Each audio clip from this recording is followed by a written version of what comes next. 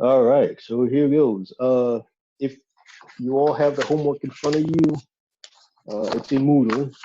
The first problem, and I actually put in, I think, the actual problem questions themselves, because I don't know if all of you have your textbook. I expect that you do, but I just wasn't sure. So for today anyway, for this homework, I went ahead and posted the actual problems themselves, not just the problem numbers.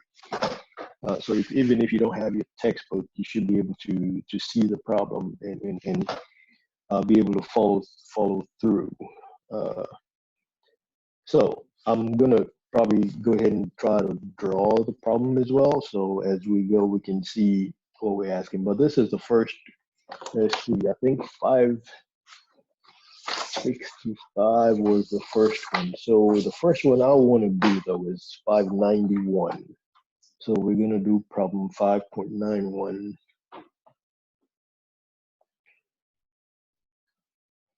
Draw.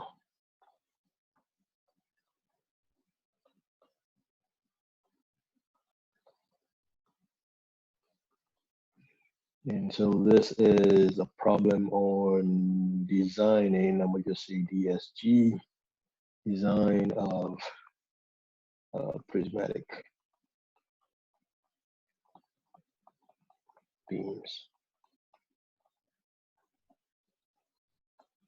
right? So this is what we have, that's a G given. We have, in essence, let's see, a girder or two girders, right? And the girders are basically simply supported. They don't look pinned, so I guess I just show rollers at the bottom.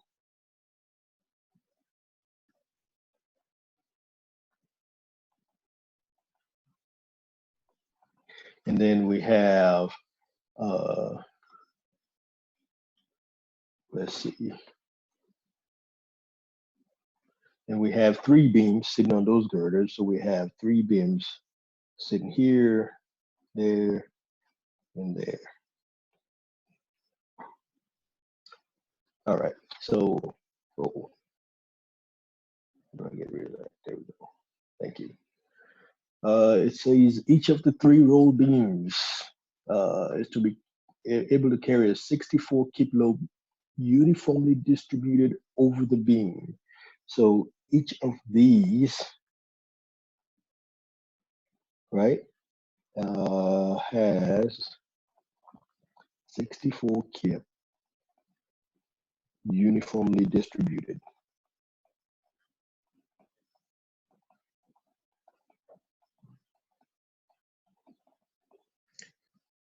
All right, and each of this is also 12-foot span. So 12 foot. 12 foot. And 24-foot girders. So that distance, 24 feet.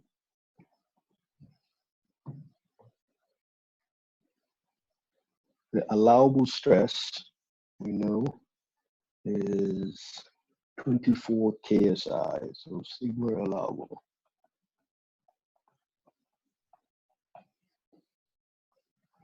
And we want to select for A, so you select the most economical S shape for the three beams. So select S shape. And for B, the most economical W shape. So select W shape for girders. And this is for the beams. All right, so I think the first thing we need to do here is look at the beams, right? The load is applied onto the beams.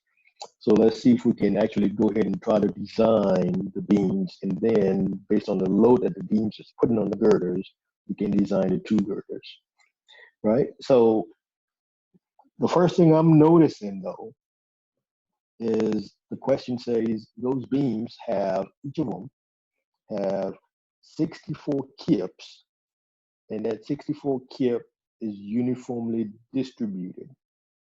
Uniformly distributed. So I want you all to pay attention to the units, right? It's a 64 kip. What would you think that is as far as what kind of load? Would you say that is a distributed load?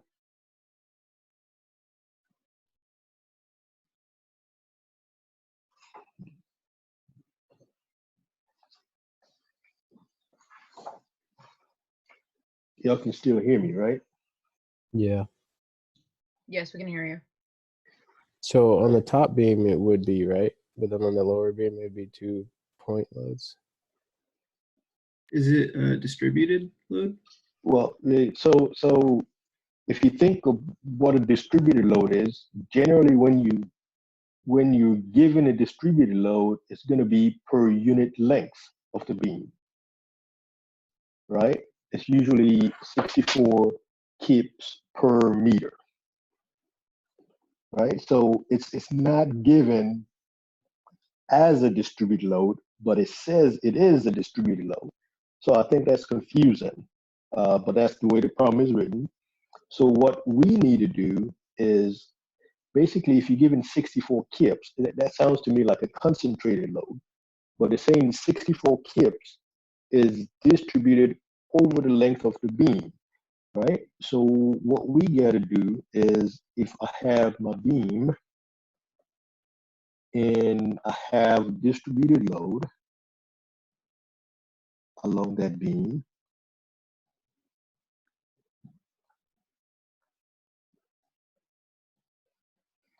right? If that distributed load is a total of 64 kips, basically what I think they're saying, if this is a 12-foot span,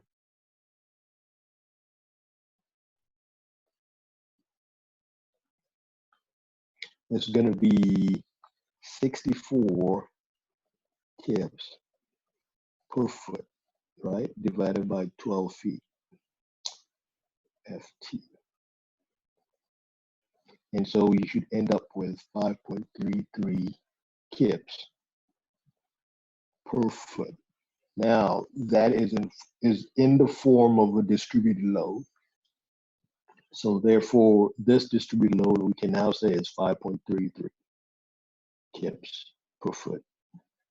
So basically, pay attention to the units again, right? The units is given as a concentrated load or total load, right? But it's saying it's a distributed load. So therefore, we have 5.33 kips per foot distributed load, right? And so this is for the first 3 beams.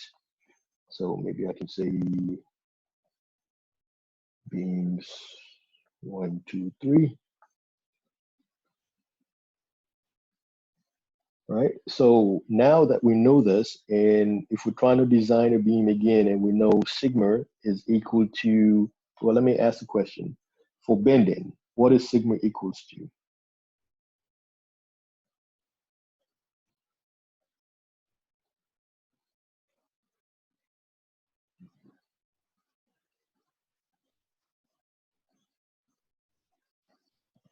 I know it's been a little while, but try to think it through it.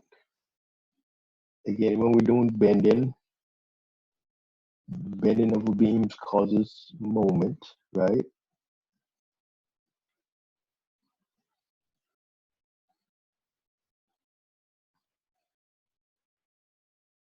It's MC over I.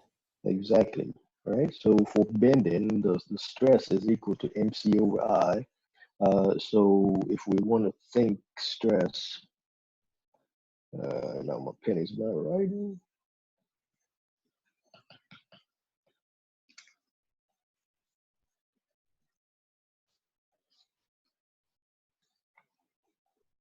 Now, there we go. Sigma equals MC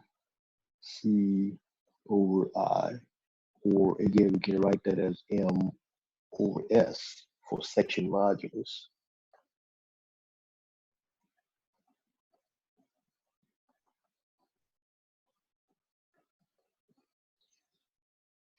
Right? So if we want to equate that allowable stress that was given, therefore we can now calculate a minimum section modulus, and then we can pick out the section modulus needed. But based on this equation, sigma equals m over s or mc over I need to calculate what that section modulus is. Right? So basically or actually I also need to know the moment. I haven't done that yet. So let's do that first. How do we get the moment? Again, we know how to draw a shear diagram. And then if we know the shear diagram, we can figure out the moment diagram. Right? So let's do that pretty quick. What is the shear at the start?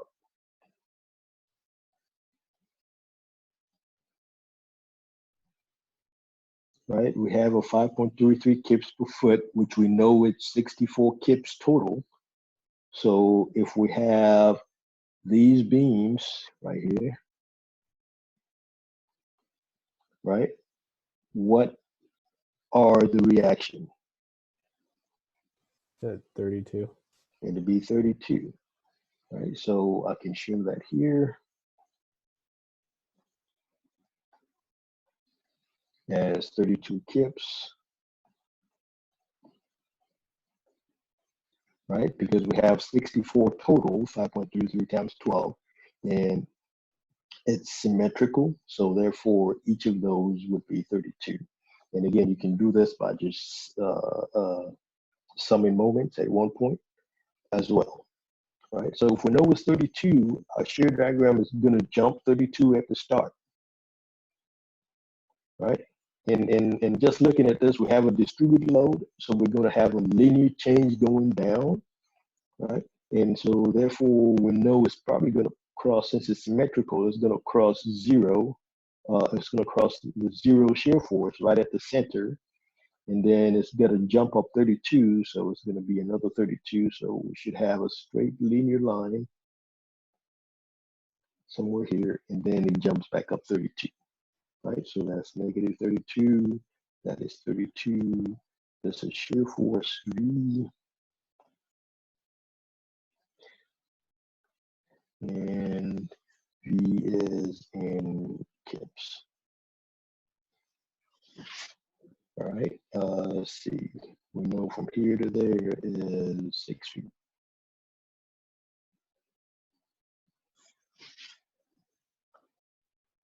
All right, so moment diagram.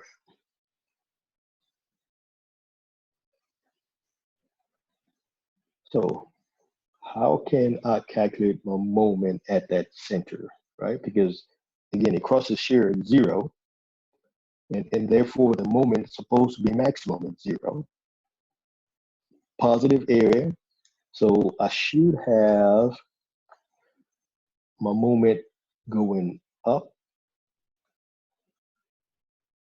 positive slope, right? And again, another way you can think about it is it up this way or is it up this way? Well, one way to kind of look at it is it's larger at the start, right? So as you step down, you're gonna get smaller, or each step at the start is gonna be larger. Each step at the end is gonna be smaller, right? So you have an initially large increase in slope, and then at the end, it's a very small slope, or the rate of increase is low, right? So your slope is decreasing.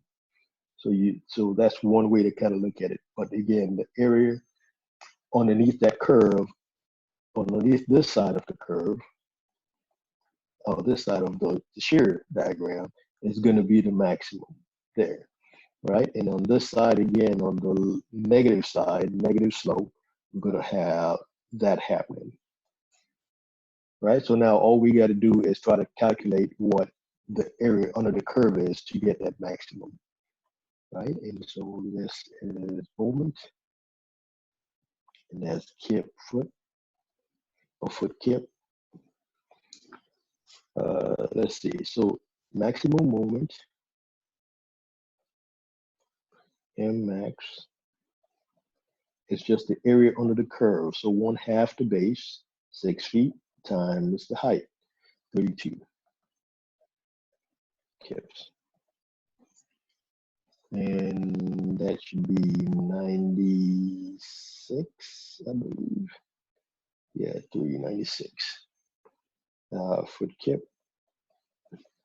And if we put that into inch kip or kip inches, 1152 kip inches. All right, so hopefully y'all remember how to do shear in moment diagrams. So therefore, let's see here.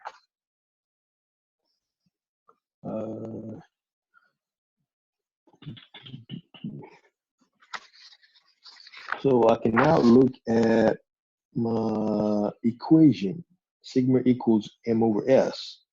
So if I need to calculate section modulus or the minimum section modulus, look like I might need battery for my stylus. It keeps going in and out.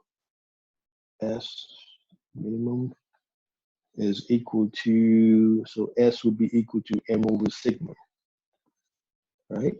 So moment maximum over the allowable stress. And we have our moment of 1152 kip inch over my allowable stress. I believe it was 24 KSI, so kips per square inch. 24 kips. I'm gonna put it inch squared. All right. So if I go through that, I divide that, and my style stuff right again. That's 160 cubic inch. Right. So if you do go into your textbook or your reference for W shape, I believe it is W or S. You're looking for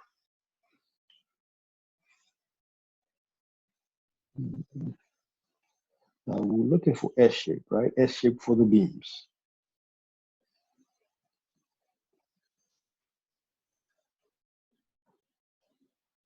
And is that right? That is not right. Where did I get 160 from? That can't be right. 1152 divided by 24. All right, so you all need to be paying attention, okay? Because this is incorrect. This should be 48.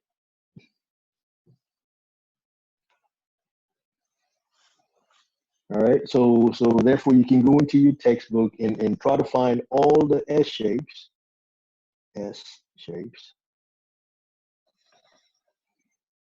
right, that would have at least 48 cubic inches for the section modulus. And the thing that I'm looking for here is says you're gonna have S 15 by 42.9, which gives you a section modulus of 59.4, or you can select an S shape of 12 by 50, which gives you a section modulus of 50.6, right? These are cubic inches or inch cube. And which one of these would you use?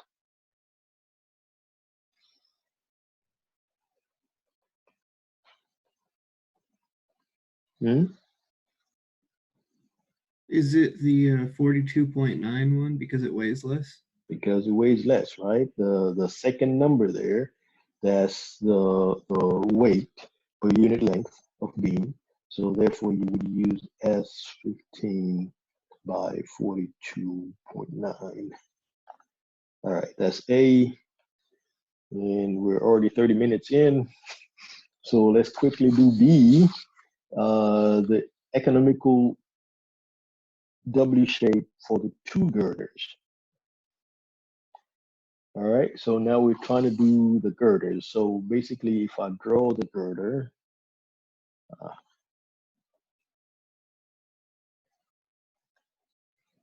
right? If we draw the girders, so let's say those are the girders, and now we have three beams sitting on the girders, right? 1, 2, 3. But this is the girder,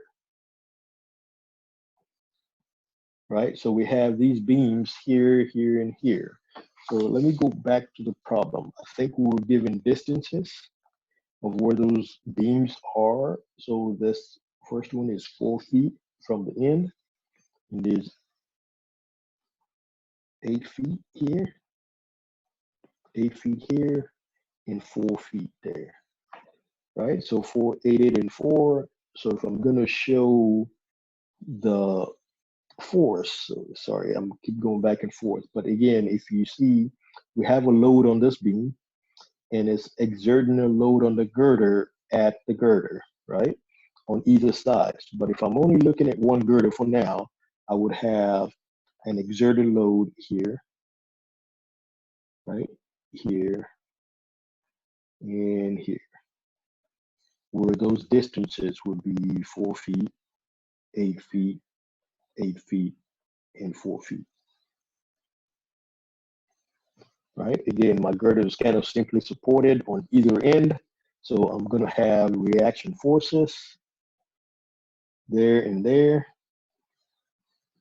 Excuse me. All right. So I know that my beams, the three beams, have a total of 64 kips. And the reactions we said was 32. So in essence, if this is 32, I'm exerting a load 32 kip on each one of these, right? That's kips. And so what is my reaction?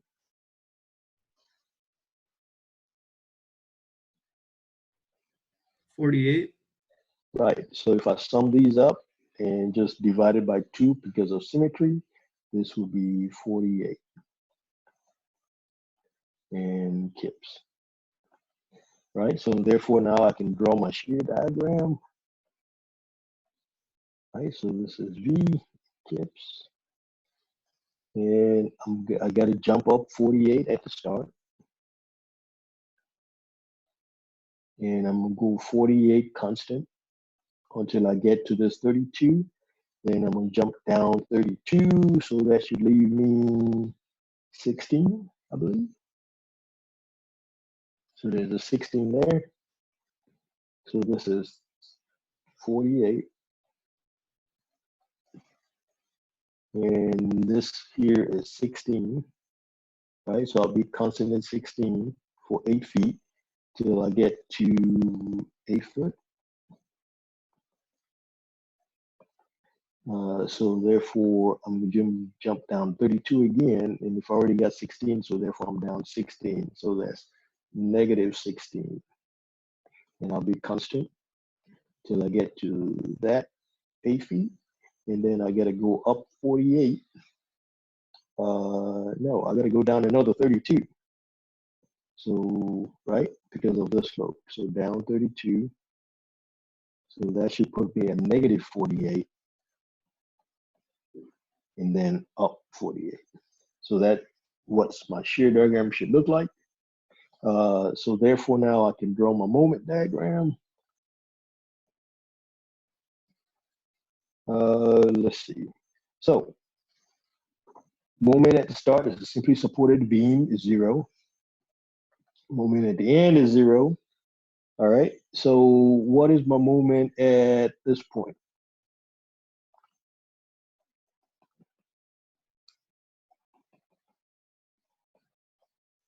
Isn't it going to be the area of that first box? Right.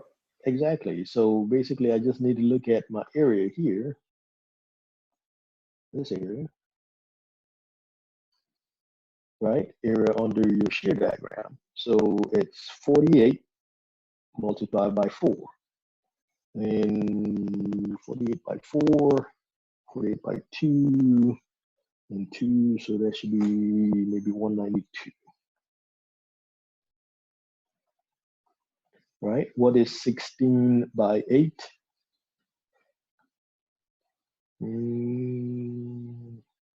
8 by 8, 64 by 2, 128.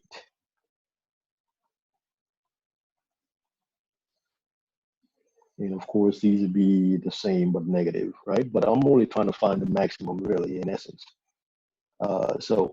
And from here, I'm gonna go up to 192. And what would my moment diagram look like? It's gonna be a diagonal line. Right, a linear line increasing up to 192. So something like that. Oh, what did I do? And we're gonna call that 192. And then if I add 128, 192, so that's 0, 12, so 320. So it's gonna go up to 320. Let's go up here to 320. And then of course it's gonna come back down because of symmetry, right? It's gonna come back down to 192 and then back to 0. All right, this is your moment diagram. And let's keep foot. So we know our maximum moment is 320 and we can do the same thing, right? We can do the same thing. My S minimum is equal to the maximum moment over the allowable stress. And my maximum moment in this case is 320, but again, that's keep foot. So 320, keep foot, and let's multiply by 12 H per foot, because I want to divide it by 24 kip per square inch KSI. Before, I think this is where I got my 160 from. All right, and so again, you can go through your textbook to find the W shape. So you're looking for W shapes, and what I'm showing is 30 by 99. And again, I don't have my textbook with me either. I didn't bring it, but you can, if you don't have your textbook, you can look online for steel structural shape properties. And hopefully you'll find a sheet with all these different W shapes or S shapes, 27 by 84, 24 by 104, and W21 by 101, and W18 by 106, and the S section modulus inch cube for each of these is 269, 213, 258, 227, and 204. So we met the minimum of 160 for each of them. So which one would you select?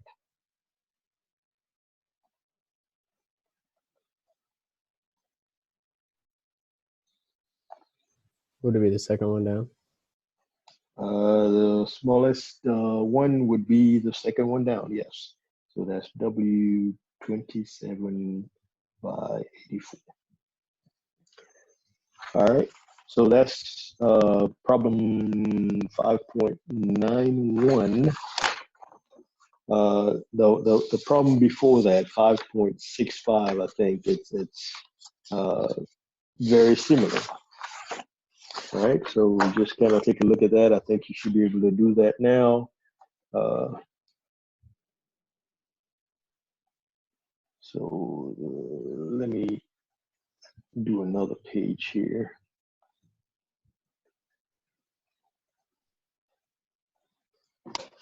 And this one, let's say problem 6.11. So I'm gonna just try to talk through this since I only really get 8 minutes left. I didn't expect that problem to take that long. So what this problem is we have a beam simply supported, right? And we have 3 loads on that beam at 15 kips, 20 kips, and 15 kips. Again, it's simply supported, so we're probably going to have reaction forces there and there. And again, it looks like it's very symmetrical. That's 2 feet. And it looks like it's 2 feet all the way across. Right? But it's showing the cross section of that beam to look like this.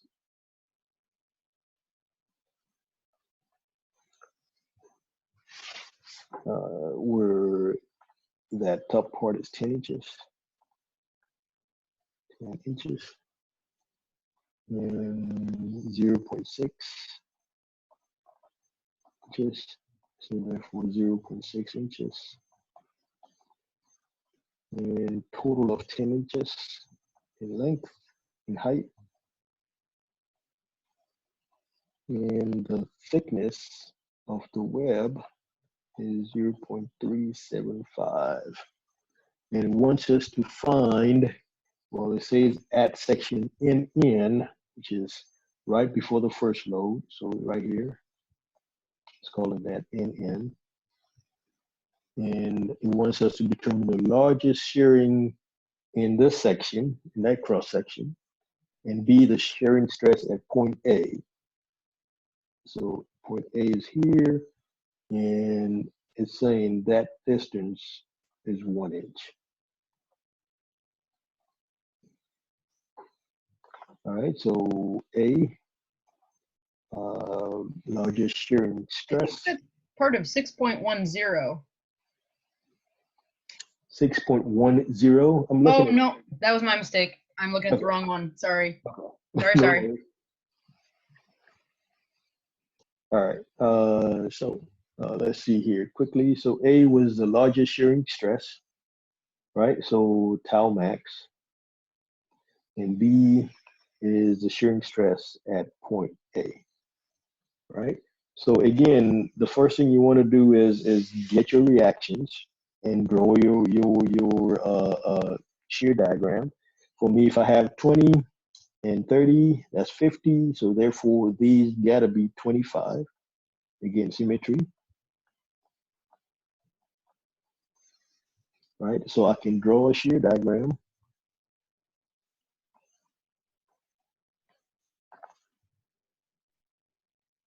Right, where I'm going to jump up 25 at the start, go over 25 for 2 feet, come back down 15, so that should give me 10, and go over 10 for 2 feet, so that's 25, that's 10, and then go down 20 at the midpoint, so that's negative 10 for 2 feet, and then I got to go down again 15, so that should get me to 25, negative 25, and then back up.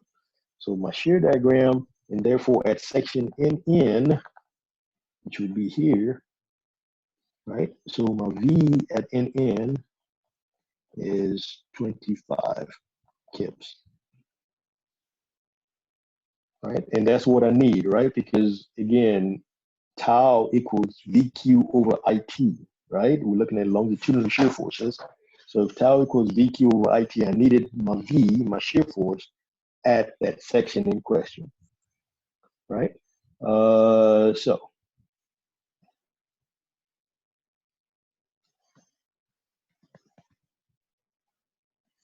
all right. Let's see, VQ over IT. So I need Q, I need I, right? How do I get I? Let's do problem A first, right? The I is asking for was for the maximum shear stress. What would be the maximum shear stress on that cross section? The center line. Exactly, at the centroid, right? Or at the neutral axis. So neutral axis, right? So therefore, in essence, I'm looking at a shape like this down to my neutral axis, where this is my neutral axis, right? So all of this area should be used for Q above, right? Uh, and so this distance, I believe, is 4.4 because 8.8, 10, and 0.6 and 0.6. So that's 8.8, and half of that will be 4.4, right? And this, of course, is 0.6. So I can simply do my I, and I get maybe 2 minutes here, but I can calculate my moment of inertia. We all know, excuse me, let's see, for if I want to calculate I, again, this will be for Q, but if I want to calculate I need to calculate I for the entire cross section, right? So there's 3 sections. So I'm going to say I equals to I1, I2, I3, where we know I1 is the same as I3 because the flanges are the same. And so let's see. So let's say I1 and I2 and I3. I'm going to just say 2 times. What do I get for I1? Which would be 112 BH cubed. So that's 112. B is 10. What's the unit? Inches. And then the height of the flange is 0.6 cubed. But I got to do parallel axis theorem because I'm only looking at this section right now, right? So I have the top section, right? And then I'll have this section, and this will be my I3 section, right? But I2 and I1 and I3 are the same, so 2 times. But I still need to do parallel axis theorem for I1 and I3, so that's plus A dy squared. And the area we know is 10 times 0.6. And my y, or dy, would be centroid of that to neutral axis. That's your dy, right? So centroid to the neutral axis. If this is 4.4 to the bottom of the flange, and then 0.3, so 4.7.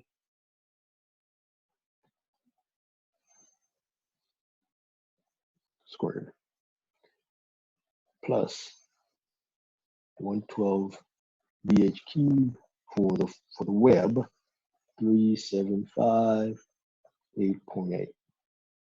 Because the web distance is 8.8 from here to here, that distance.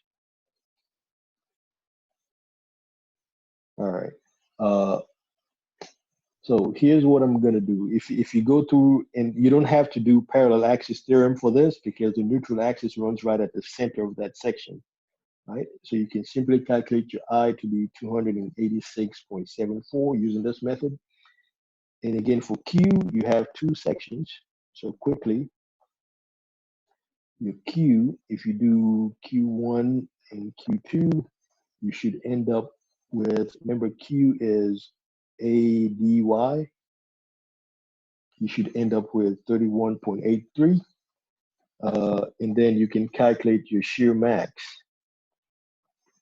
which you should end up with, let me go ahead and say VQ over I, and Q is max. You should end up with 7.40.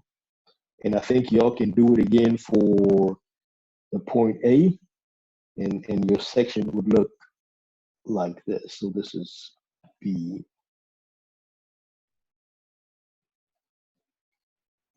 So you have 2 sections, but you have your point A right at the bottom, right? A very small section on the web. So you would have 2 sections, kind of like Q1 and Q2, but a very, very small section for Q2. All right, and I'm gonna leave you with the answer for this one as well. Let's see if I can find it. Shear Q is equal to 2883, and shear is equal to 6.7 KSI.